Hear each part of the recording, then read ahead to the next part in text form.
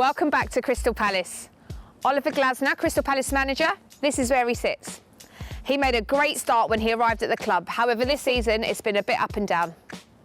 We sat down and had a chat with him last month. There's an opportunity for Mateta.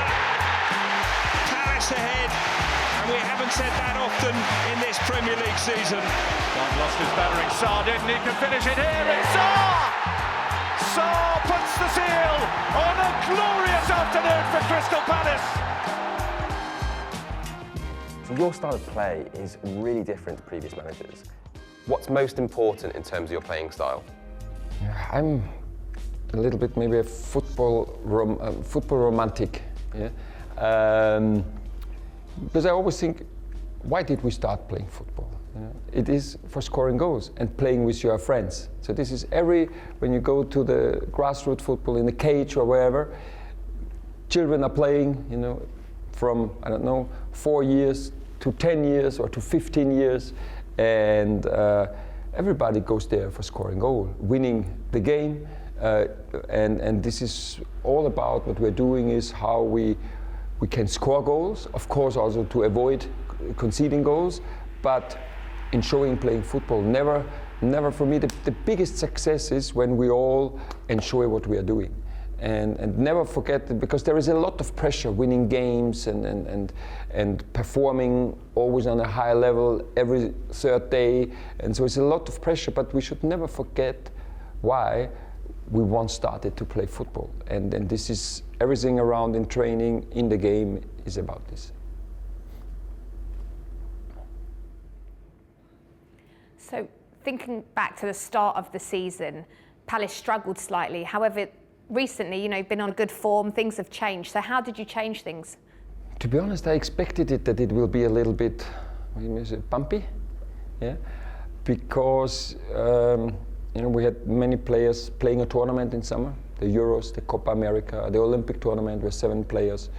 We had 10 players leaving the club, 7 players, new players coming in, so that means about 40% of the locker room changed, yeah? And we had 4 signings on deadline day. That means in total 12 players arrived in the last 10 days before the start of the Premier League. And it took us just time to get each other known, to get the right fitness, what you need for playing a Premier League football. And then with the training, with the games, yeah, everything got more, everybody got more, we got each other known, and then we could see the progress. And of course, then with better results, the confidence grows, and then we can see now that we are competitive, but I still think that we are not on our top level. So, but players are working hard to get there.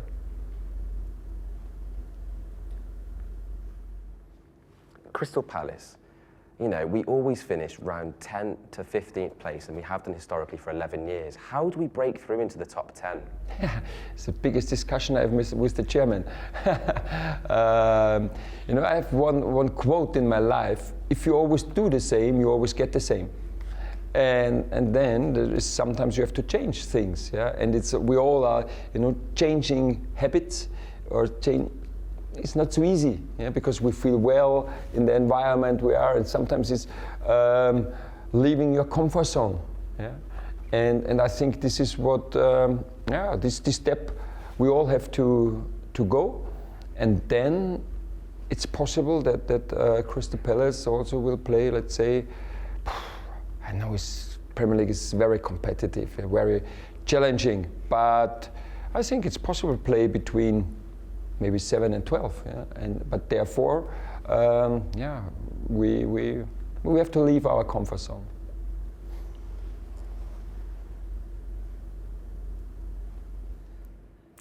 Previously, you were manager of Eintracht Frankfurt, and you had success there, winning the Europa League. What does success look like here at Palace?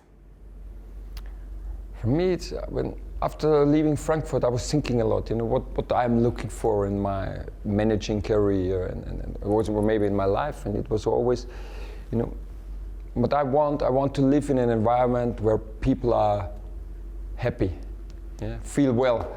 And therefore, so my experience is if you fulfill or even be better than the expectations are, then usually everybody's happy. Yeah? And that doesn't mean that you can be like we ended last season on 10th, and I think everybody within the club, our fans, was in a much better mood than maybe, I don't know, West Ham who were 9th. Yeah? Because they expected more, and so it's always about this, and this is what we want to fulfill the expectations and always be better than this. And then, next year, increase it a little bit more and a little bit more, and then automatically you are there where you want to be. And this is the same here at Palace. Because then life is much better. So how do you balance, obviously, focusing on the league and the cup and the pressures attached to that? Obviously, you have a lot of games to run through. How do you work out that balance? I have to improve, to be honest. It's a football manager is a 24/7 job, and it's my passion. No sleep for you then? Yeah, but sometimes you dream about football, and it's always after a game I just sleep 4 to maximum 5 hours. But regardless if we have won or lost the game, it's just because after 4 hours, I'm very tired, I'm exhausted, so no problem to fall asleep. But after 4 or 5 hours, I wake up, and then it's here, okay, watching the game again, many situations, and then what should we show the players, the meeting, what do I tell them, do I talk to them individually or with the team, and then everything. So that's usually I stay up very long, because when I fall asleep at 10 in the evening, I have to stay up at 3 in the morning, and it's terrible. So I try to be up until 2 or 3, because then I can sleep until 6 or 7, and then it's better to get up.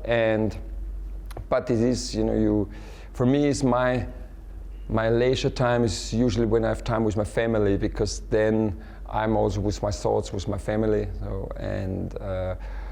or doing sports is also, I like to play golf. I don't have so much time, but when I play golf, it's also, I struggle a lot when I play golf, so I'm always focused on golf. I love to play tennis, or maybe in winter go skiing, because then you're always focused on the sports you're doing, and then I don't think about football.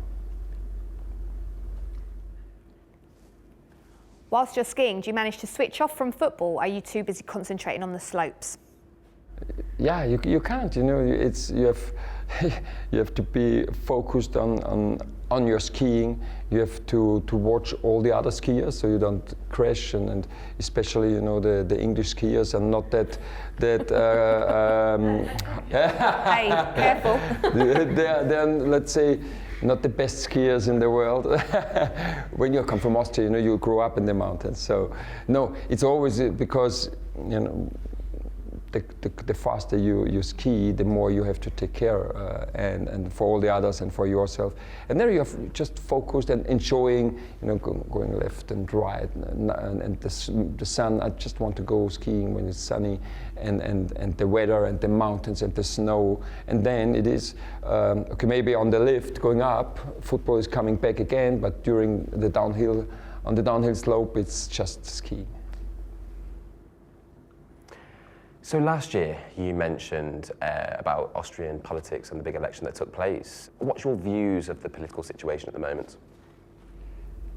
I was criticized because in Austria because I told my opinion, but I said, I'm a human guy like everybody else, and I go to every single election because I think it's the biggest success of democracy. That we can choose who should make the laws and represent all of us, and I wasn't worried about the elections because I also accept, if and it was a more right-wing party, and now the talks from the other parties failed, so now it looks like they built the government, but for me it's the way. You know, the parties are talking. You know, I don't like populism. You know, and it is for me. It's like if it's foreigners against or against Austrians in this situation, or if it's women against men, or if it's young against old. You know, and it is, you know, because I think, and I told it, no one can choose if you grow up or get born on the left or on the right side of the border. You don't know. And then you are not worse or better than anybody else. And it's the same, you don't know if you are a boy or a girl. It's everybody has the same rights, everybody should have the same possibilities.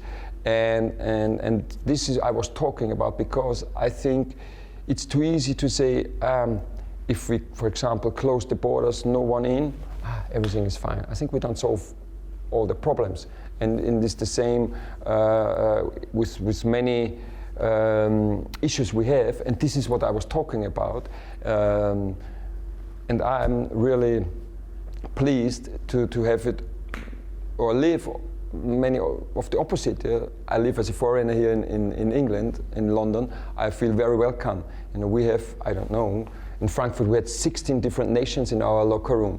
Yeah, really from all over the world, all colors, all religions, no problems. So it's not, that's not the problem, it's how you deal with it, how you live together, and this is what I was mentioning, and yeah, so no problem that I was criticized. And I fully agree. Thank you so much for sitting down and talking to us today. It's been lovely. And thank you from me. Oh, thank you very much. I really enjoyed it.